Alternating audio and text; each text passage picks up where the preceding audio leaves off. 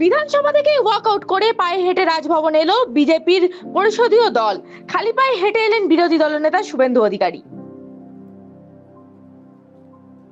করবো না, তাই আমরা তো বলেই দিচ্ছি আমরা দিদি একটু এগিয়ে যান। আরে চল ধাক্কা মারি হচ্ছে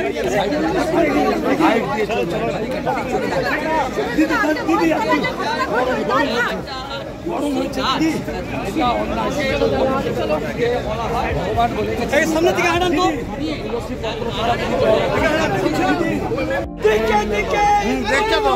দেখো আমাকে কিরম করছে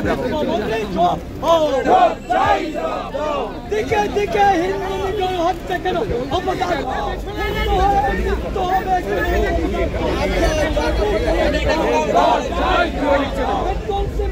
অপমান হচ্ছে কেন? অপরাধ